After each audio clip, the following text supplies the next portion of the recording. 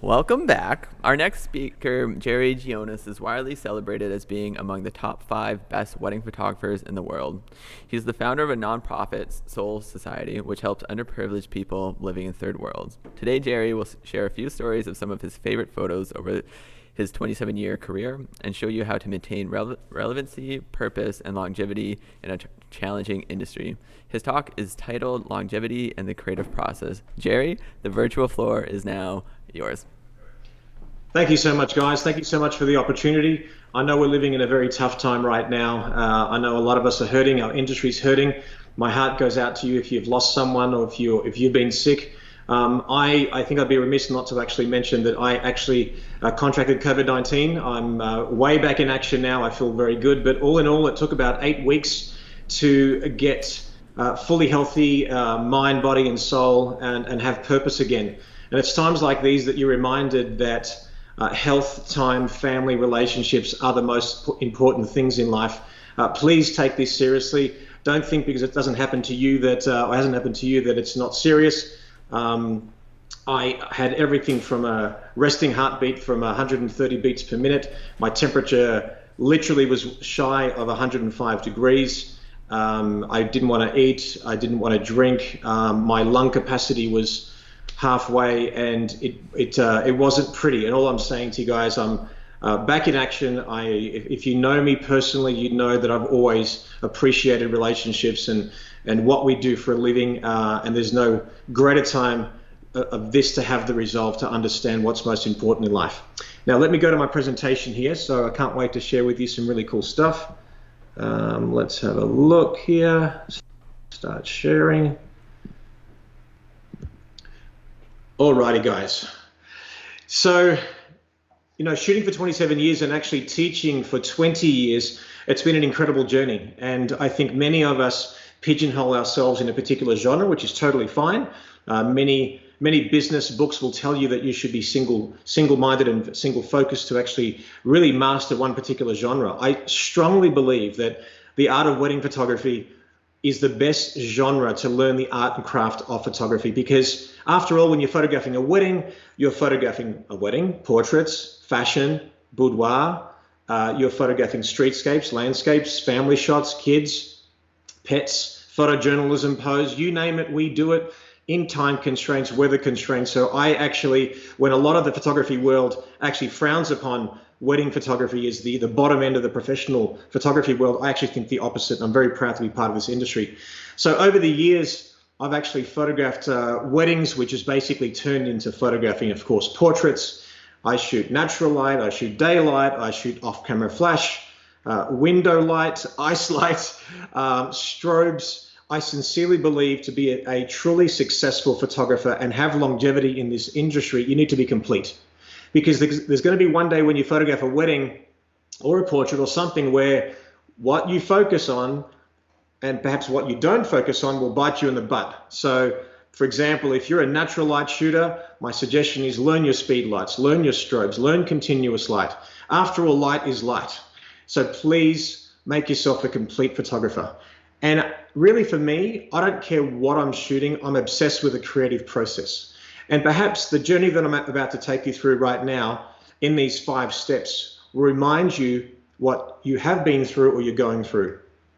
So first of all, you just want to be a photographer, right? It's pretty cool. It's a great title to have behind your name. I want to be a photographer. Everyone says, oh, wow, you're a photographer. That's really nice.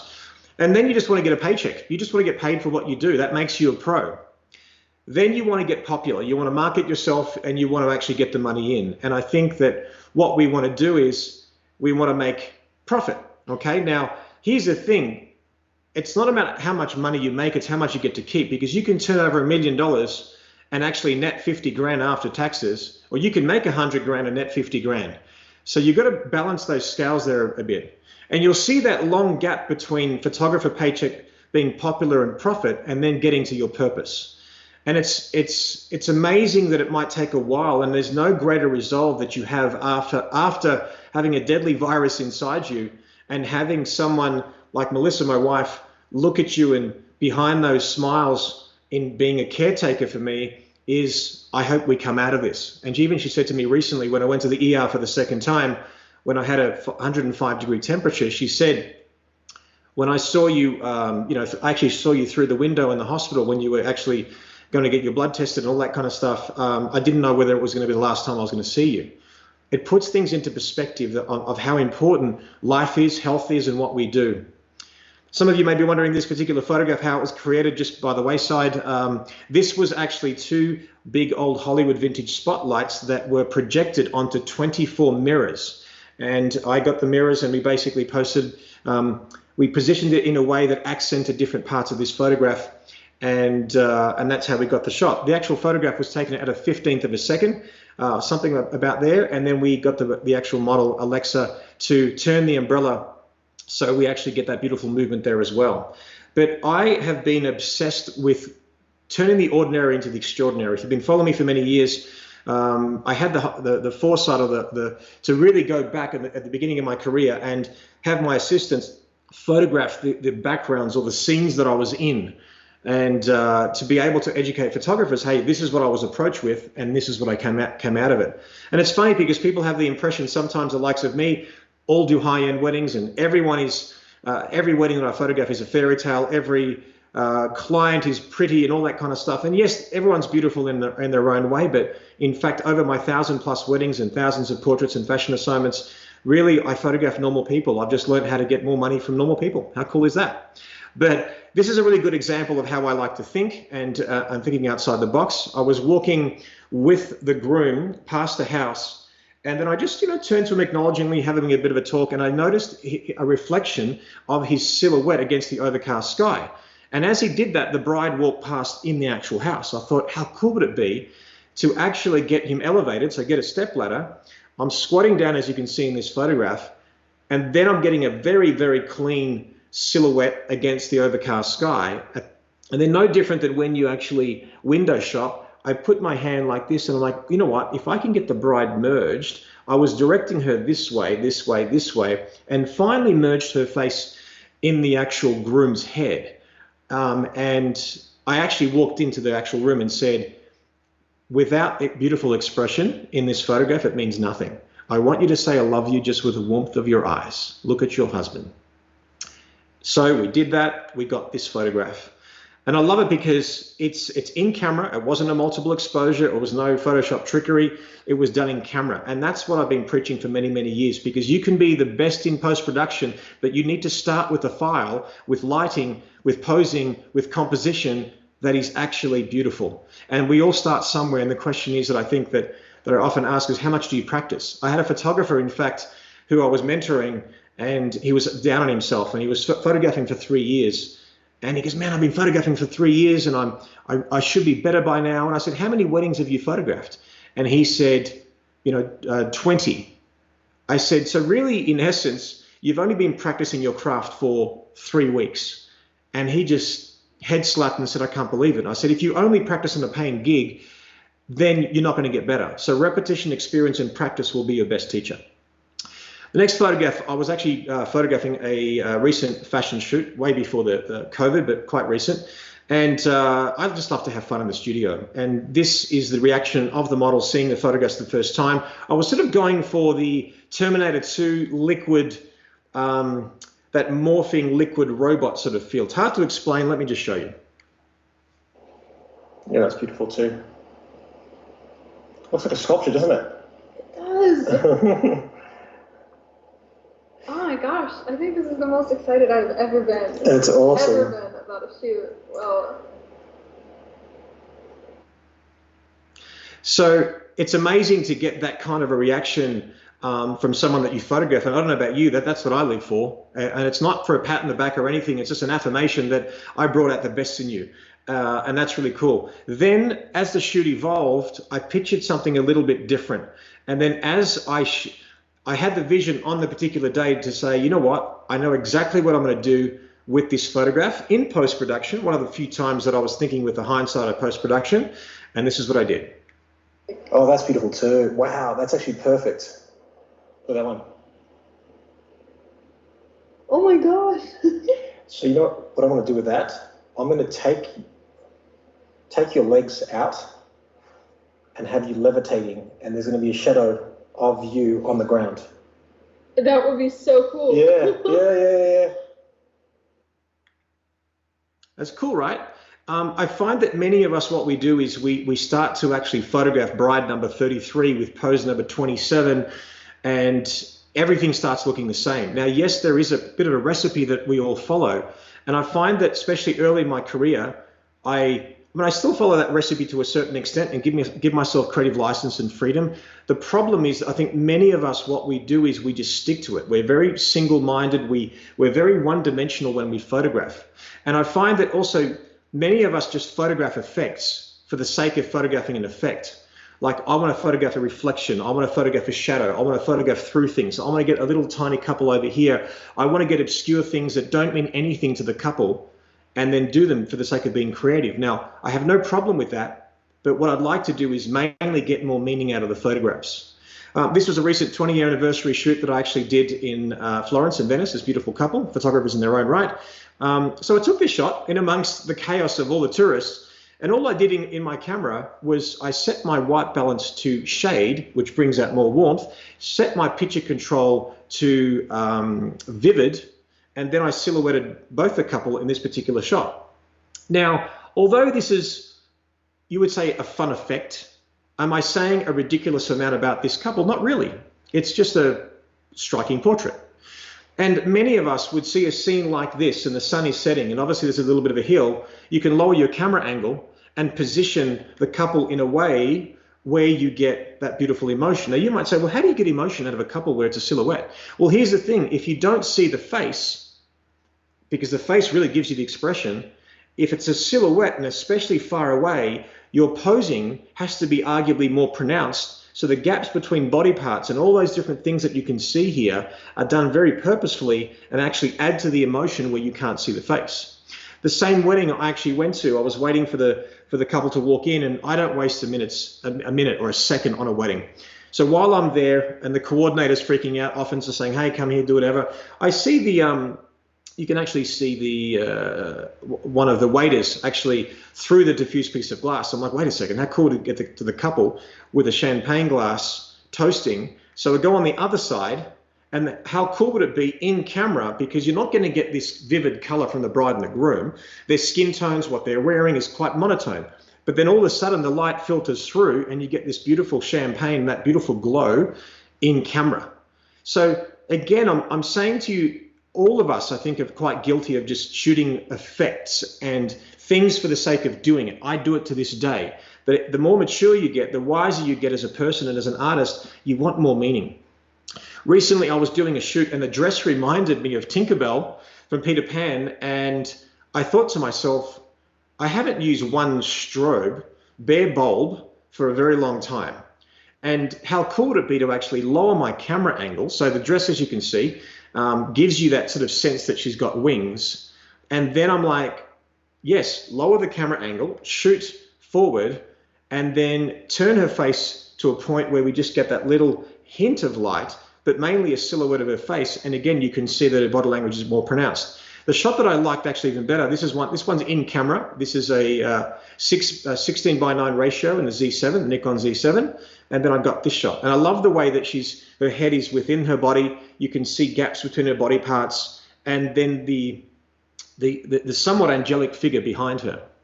But again, for me, it's about creating. I'm obsessed with the creative process. I think too many people in life, as an artist, we always think about the end result, as in, I'm going to enter this photograph into a competition, and if I don't get an 80 plus, I'm going to be pissed.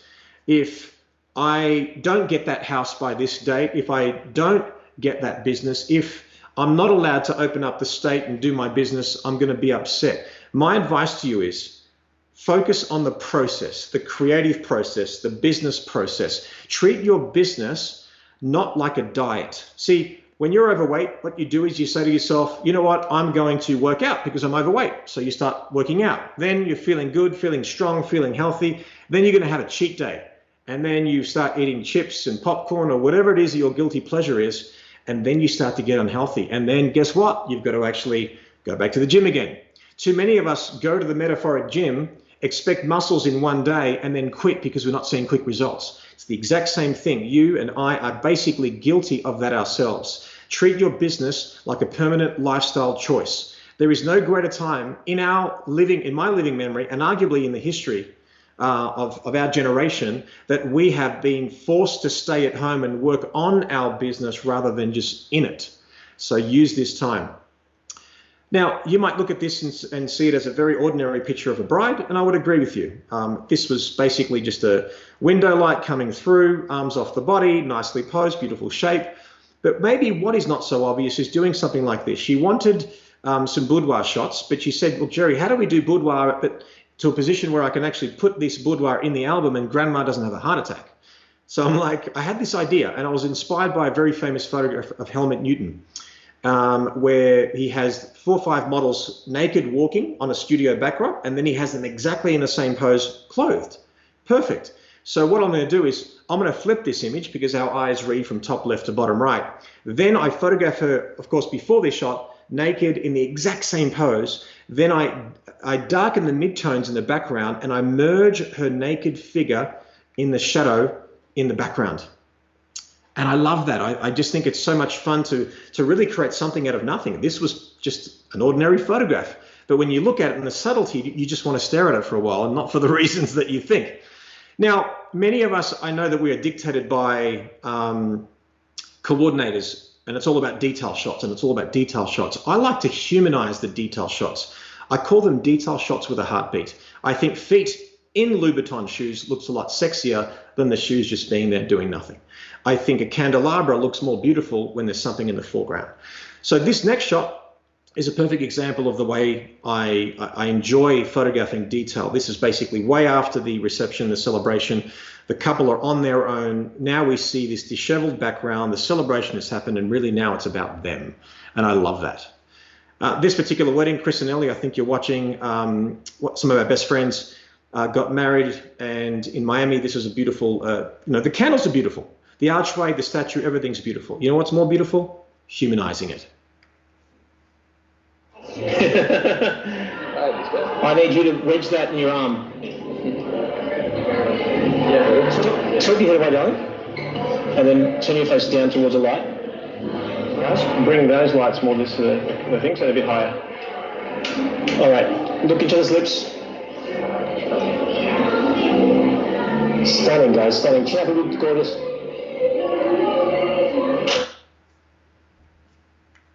Now, as the inventor of the ice light, of course, I would show at least one photograph with the ice light, but this one here says so much more than an empty room. So I encourage you to have perhaps the same resolve. This next photograph, some of our best friends here in Vegas, and here we have an impressionist who married a violinist who now want to photograph showing off their new union, but also they want to perform together. Now, how do you show an impressionist, the comedian who actually wants to perform with a violinist? How do you show that in one photograph? Here's how.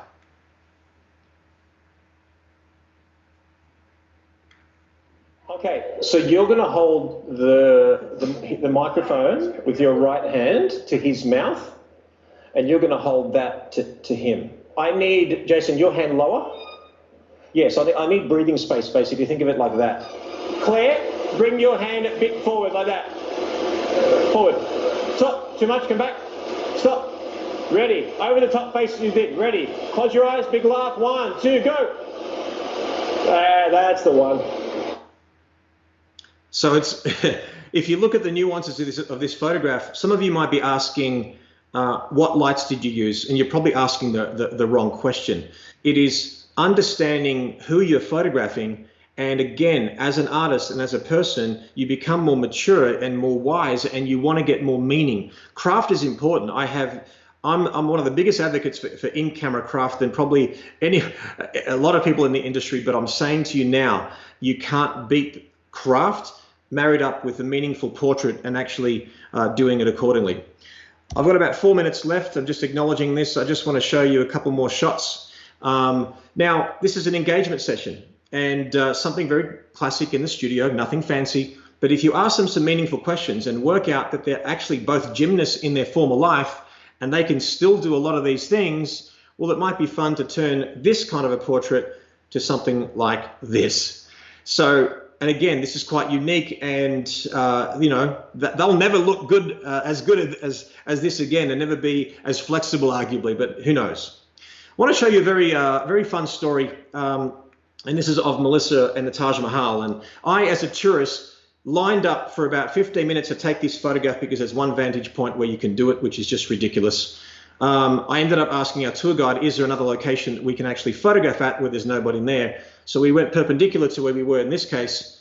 And then we got Melissa a beautiful dress and we did this. Now ignore the scaffolding around one of the pillars because that is something that you can do in Photoshop. And then a freak sandstorm came. This happened. Then I'm a photographer. I had my camera with me. I had my off-camera flash. I did this. And then that was my first test shot. That looked pretty crappy. And I posed her. That also looked pretty crappy. Then what I did is I put my white balance to shade that made the environment even warmer. I put my flash, I zoomed it to 200 mil and feathered it so it just barely touches the ground. This is the exact moment where this shot happened. Not flirting, but just you're noticing that you're turning around. You don't put your head there. Just wherever your hands sort of take you.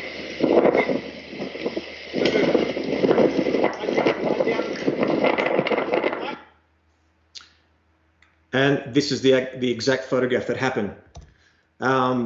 I could tell you a bit of the story about the Taj Mahal. It's a very long story, but basically this is a glorified mausoleum and a homage to the king's queen, my wife, my caretaker, my front line who took care of me during those difficult weeks. I love, and I wanted to elevate her above that. Now, the last little story that I basically want to add here is this, guys. Don't be obsessed with likes. I think too many of us are creating photographs to impress other photographers. You know, you shouldn't be liked by other photographers. That just happened organically. The fact is that you want to be loved by your clients, appreciated and valued by them and your family. Because after all, being popular on social media is like being rich in Monopoly.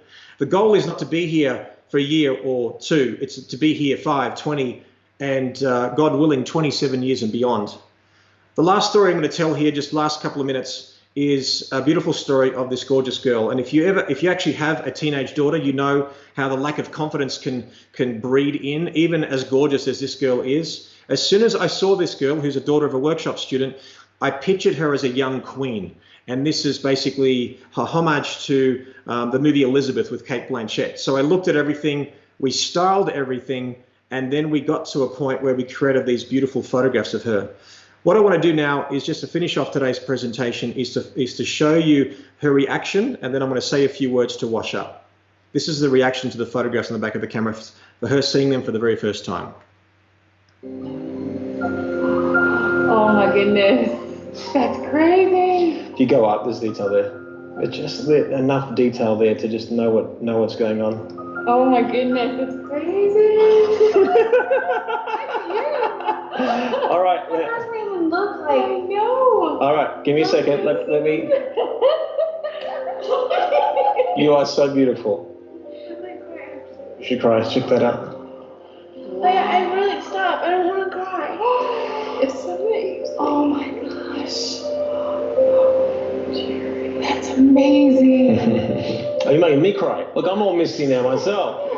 I actually do. I think this is like. Oh, I've never felt better about myself. Oh. Like in a photo shoot. You are so beautiful. Check that out. So awesome. Look at you.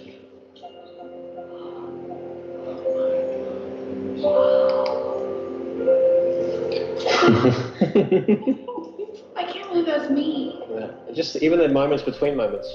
Like. Oh my goodness.